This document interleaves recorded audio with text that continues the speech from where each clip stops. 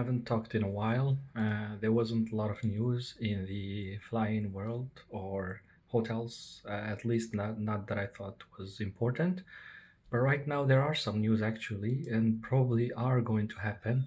I tried to wait a little bit with this news, but I'm kind of sure this will happen actually. So it could be great news. Anyways, um, there are big changes that could happen for the air traveling in Europe, especially if you're tired of paying extra just to bring a small bag on board. The problem is right now is that most low-cost airlines charge you for everything beyond the small under-seat bag, which means that the bag it should fit under the seat that is in front of you, which is really difficult if you're traveling, especially a weekend or more. And if you want to bring a small trolley case, that could cost you at least 20 euros, 40 euros maybe, or even more just for one way. So if you have to change flights to another one, then count with at least four times the fee, for example. I have friends who do that actually. Yeah, so that's the problem right now, and the rules are actually pretty confusing, inconsistent, and often feel really unfair. We have seen videos of people complaining and saying that this is not working, especially since the advertised ticket price doesn't actually include these common travel needs. I mean, you need more, but the tickets actually, the price of the ticket doesn't always show you what kind of bags are you going to have with you.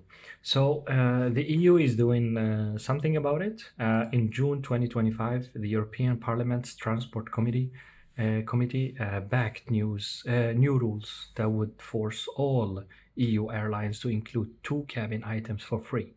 So in the price that you're paying, you will be having a personal item, which is probably a backpack or a laptop bag, maximum 40 times 30 times 15 centimeters.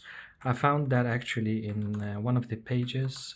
Now I have a lot of the articles and pages that actually show you most of the things.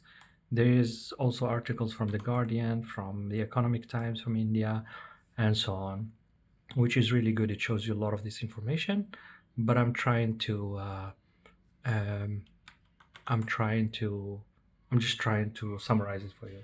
So a personal item, which is 40 times 30 times 15 centimeter, and then even a small cabin suitcase or trolley, up to 7 kilograms, of course, but still maximum 100 centimeters in combined size, which means the length plus the width plus the height.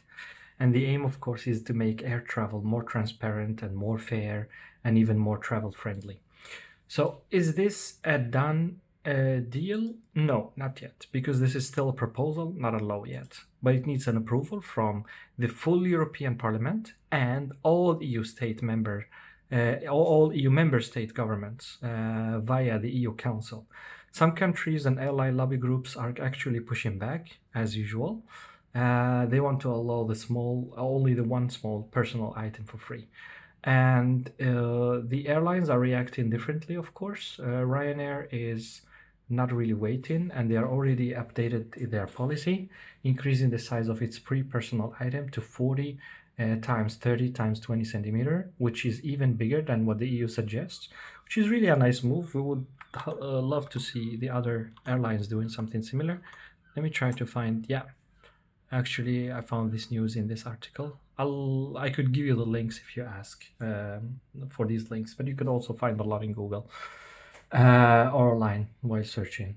So yeah, easyJet and Wizz Air, for example, which are low-cost airlines in Europe, and others are actually expected to follow soon. Which is great news for people. Even if the law doesn't pass, then they would still change these things. So the good things are, this means for you that the good things are you'll finally be able to bring your essentials, backpack, and a small suitcase without worrying about extra fees, like hidden fees and a lot of fees. There would be no more surprise charges at the checkout, and then the airlines will have to clearly show what's included in the ticket price. Now, for the things that could be less good, that's the ticket prices might go up a little bit as the airlines will lose these fees and will lose the possibility to earn money from that. And then the overhead containers or bins could get really crowded and full, and the boarding times might be a little bit slower, but I don't think personally that should be a problem. Still, again, most travelers agree that this is really good and this is much better than sneaky charges. And once it came to, I mean, if this arrived to the EU Council and to all of these levels, it means that people have been pretty annoyed about that for a long time, that the EU had to step in. When will this happen? Actually, if everything goes as expected, it should be the final votes would be in late 2025, and the new rules will possibly be rolling out in 2026.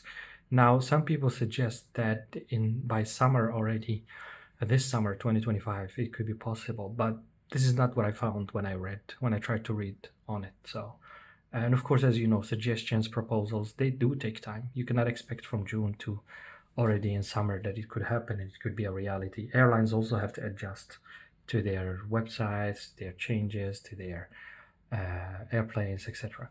So right now, in the meantime, always check that the baggage rules before you fly, especially with the budget airlines. And do you think this is a win for passengers, or is it that airlines will find the new sneaky ways to charge us? I'm not sure actually, but I think it's pretty good news actually. So yeah, hopefully this was summarized and straight to the point. And if there is something else you would like me to talk about, let me know. Now, the articles, I didn't really focus on finding you the right things in the articles, but I could just give you the websites. You could see probably the names of the websites here, and you could actually just search for it. This is actually a wrong article. I have this one is the right article. I had a right article from the Economic Times. This is the Cruise to Travel. It's also a good blog for news. And then you have the Times, but I have to sign up again and pay for it. And then you have even Euronews. And then you have the Irish Sun. The Irish Sun is pretty important because Ryanair is one of the leading airlines when it comes to low prices. They're Irish. And then you have even the Times, but I haven't signed up or paid for it, so I don't want to sign in and show you everything, because I guess that it's not allowed for me to show you the articles if I'm reading them by paying or by signing in. So yeah, that's it. So let me know if there is anything else.